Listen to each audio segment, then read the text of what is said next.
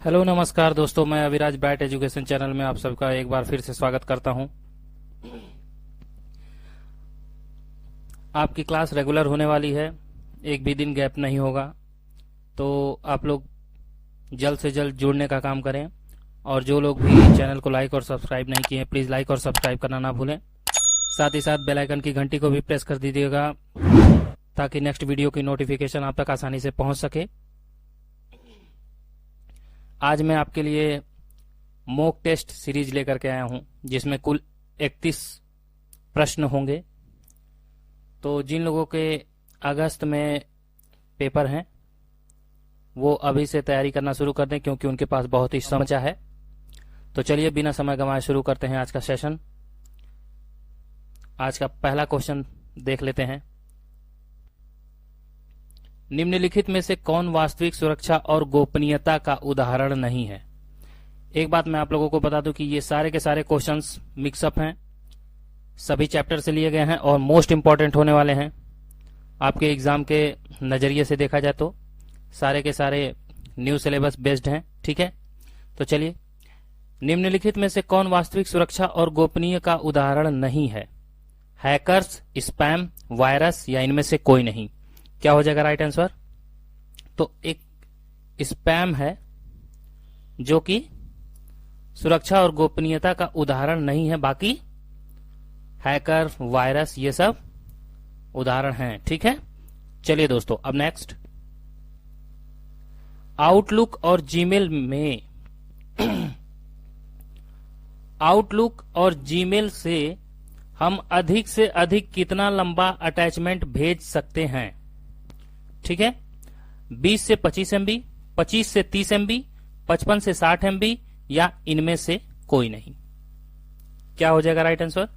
Option A, 20 से 25 MB। ध्यान दीजिएगा, मोस्ट इंपॉर्टेंट है, आपके एग्जाम में पूछा गया है, आगे भी पूछे जाएंगे। चलिए दोस्तों, अब नेक्स्ट। एक्टिव सेल के कंटेंट को इनमें से कौन दिखाता है? Menu bar, active cell, formula bar या इनमें से कोई नहीं? क्या हो जाएगा right answer? Option C, formula bar. ठीक है दोस्तों, चलिए अब नेक्स्ट। इनमें से कौन है जो ए ब्रैकेट में एन है अगर आपने लगाया है तो कौन सा इनमें से है जो वर्तमान वेबसाइट के भीतर वेब पृष्ठों को प्रतिबंधित करता है? तो ग्लोबल है कि साइट है, वेब ब्राउजर है कि इनमें से कोई नहीं? तो देखिए, ये क्वेश्चन आपके ट्रिपल सी में पूछा गया है कई बार, इसलिए लेकर के आया हूं। तो इसका राइट आंसर क्या हो जाएगा? साइट। ठीक है, चलिए अब नेक्स्ट। कंप्यूटर नेटवर्किंग के लिए इनमें से कौन एक बाहरी खतरा नहीं है? तो क्या हो जाएगा? ट्रोजन हॉर्सेस, क्रैकर्स, एडवेयर या इनमें से कोई नहीं? तो ट्रोजन भी खतरा है, क्रैकर्स भी खतरा है, एडवेयर भी खतरा है। तो क्या हो जाएगा right answer? Option D.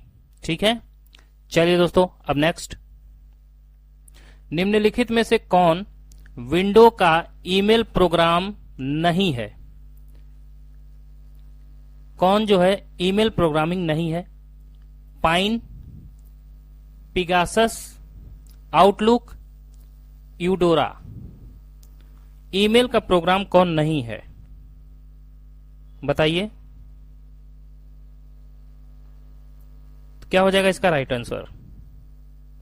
Option A, pine. ठीक है, चलिए अब नेक्स्ट। निम्नलिखित में से कौन सा प्रोटोकॉल मेल संदेश को अपलोड करने की अनुमति देता है? POP3, HTTP, IMAP या इनमें से कोई नहीं?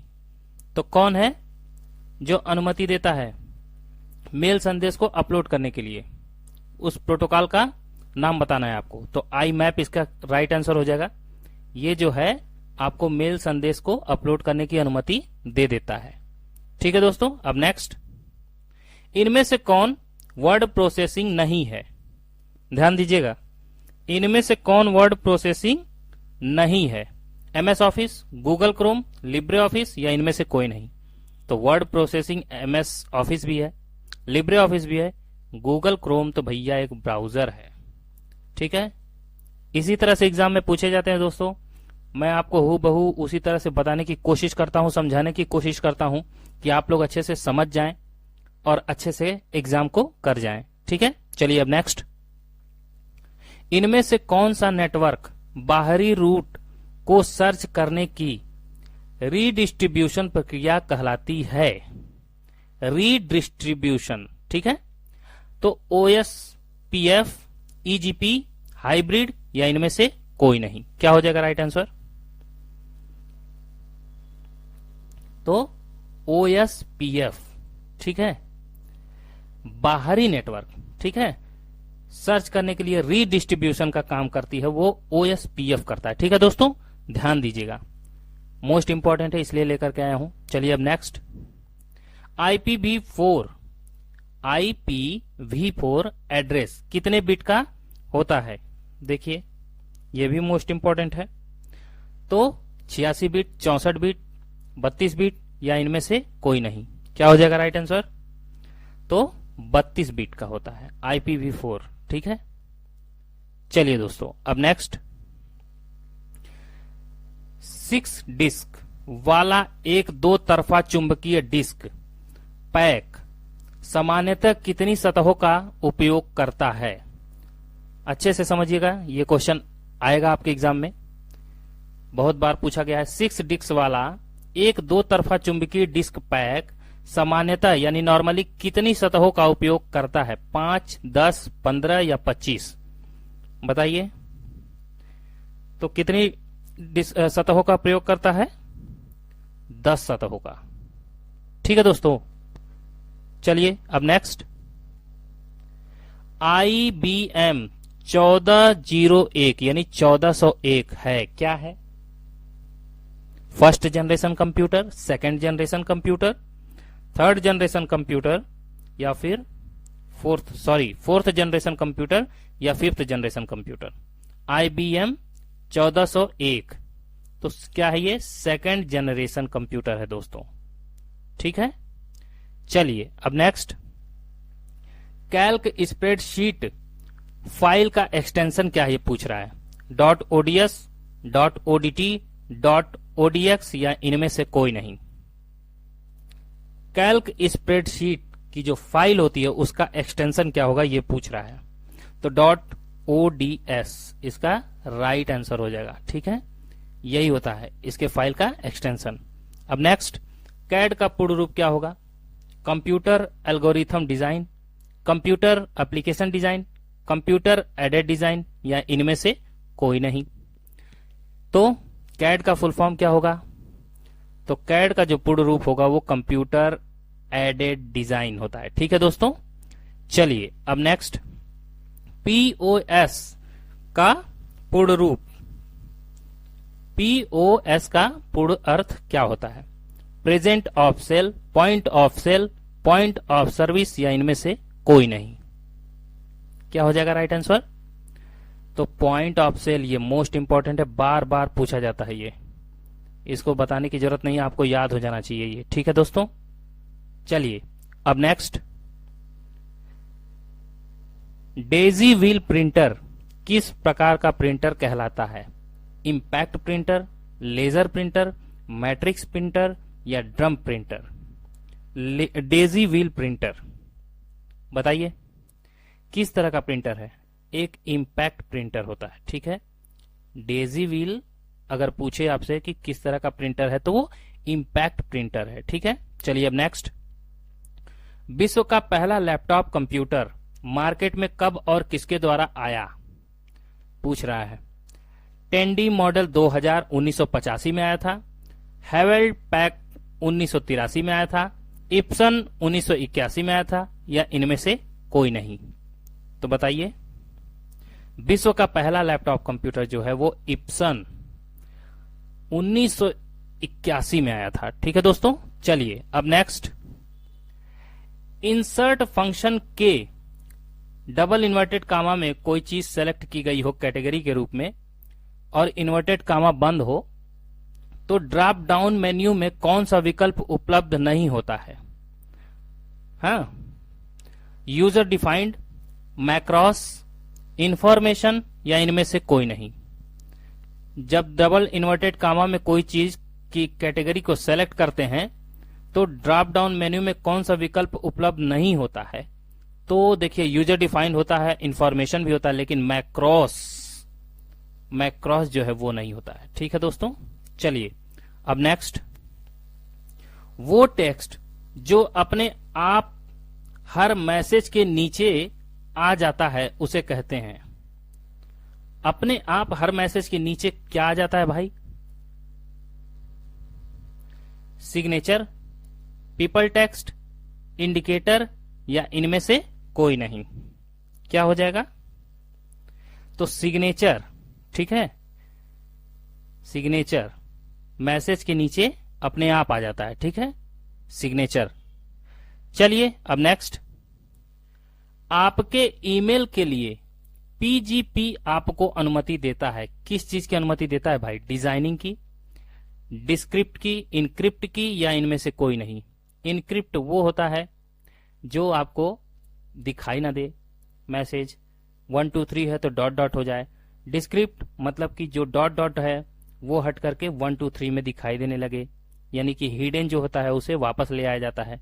तो ईमेल के लिए पीजीपी आपको अनुमति जो देता है वह इनक्रिप्ट की देता है। ठीक है, इनक्रिप्ट की अनुमति देता है। चलिए अब नेक्स्ट, टेक्स्ट बड़ी मात्रा को दर्शाने के लिए इनमें से किस प्रकार का फॉन्ट उपयुक्त है? टेक्स्ट बड़ी मात्रा को मतलब बहुत ही अगर बड़ा आपको दिखाना है किसी चीज को टेक्स्ट में, तो फॉन्ट जो है उसका कौन सा यूज करेंगे, कौन सा सेलेक्ट करेंगे? Serif font, text font, picture font या इनमें से कोई नहीं। क्या हो जाएगा राइट आंसर? तो अगर बड़े रूप में दिखाना है तो सेरिफ फॉन्ट इसका राइट आंसर हो जाएगा दोस्तों। ठीक है, इससे आप टेक्स्ट को बड़ा दिखा सकते हैं। चलिए अब नेक्स्ट, इनमें से कौन साइबर सिक्योरिटी का प्रकार है? रैंसमवेयर, फिशिंग, मलवेयर या all of these? Cyber security के प्रकार हैं। तो क्या हो जाएगा? देखिए, साइबर सिक्योरिटी में रैंसमवेयर भी आता है, फिशिंग भी आता है, मलवेयर भी आता है, इसलिए ऑप्शन डी इसका राइट आंसर हो जाएगा, ऑल ऑफ दीज। ठीक है दोस्तों, चलिए अब नेक्स्ट, सबके सब मोस्ट इंपॉर्टेंट क्वेश्चन लेकर के आया हूं। स्काइप इनमें से एक है, क्या है? Web server, internet telephony, protocol या इनमें से कोई नहीं। तो स्काइप क्या है? एक इंटरनेट टेलीफोनी है। ठीक है दोस्तों, ध्यान दीजिएगा, मोस्ट इंपॉर्टेंट है। चलिए अब नेक्स्ट, निम्नलिखित में से कौन सी विधि आपके कंप्यूटर को सिक्योरिटी प्रदान करती है? देखिए, सिक्योरिटी प्रदान करती है आपके कंप्यूटर को। कौन? पासकोड, ये तो करता ही है। ऐप लॉक, ये भी करता है। 2 फैक्टर ऑथेंटिकेशन, ये भी करता है। ऑल ऑफ दीज यानी कि सभी। तो क्या हो जाएगा? क्या हो जाएगा इसका राइट आंसर?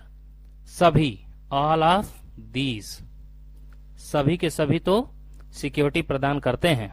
चलिए अब नेक्स्ट, आधार कार्ड है, क्या है भैया?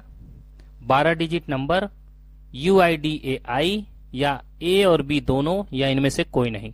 तो आधार कार्ड देखिए 12 डिजिट का भी होता है नंबर जो उस पे छपा हुआ, और ये गवर्नमेंट UIDAI के द्वारा जारी किया जाता है। ठीक है, मैंने बता रखा है। तो इसका क्या राइट आंसर हो जाएगा? दोनों, A और B दोनों। चलिए दोस्तों अब नेक्स्ट, गणना के कार्य के लिए इनमें से किसका उपयोग किया जाता है? कैलकुलेशन के लिए कंप्यूटर भाषा में पूछ रहा है कि किसका उपयोग किया जाता है कंप्यूटर में? ALU के द्वारा, CU के द्वारा, CPU के द्वारा या इनमें से कोई नहीं। तो गणना के लिए हम अर्थमेटिकल लॉजिकल यूनिट का यूज करते हैं।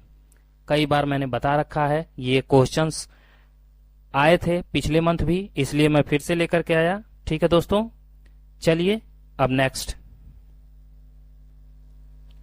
मैग्नेटिक डिस्क बहुत ही प्रसिद्ध माध्यम है।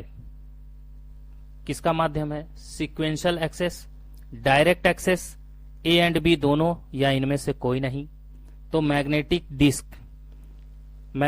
डिस्क की बात करें कि वो बहुत ही प्रसिद्धि माध्यम है, तो डायरेक्ट एक्सेस और सिक्वेंशली एक्सेस दोनों के लिए, ठीक है दोस्तों, भूलिएगा मत, डायरेक्ट एंड सिक्वेंशली एक्सेस के लिए जो है मैग्नेटिक डिस्क का यूज होता है। चलिए अब नेक्स्ट, एक समय पर हम ईमेल की अधिकतम संख्या, ध्यान दीजिएगा, ईमेल की अधिकतम संख्या को मिटा सकते हैं।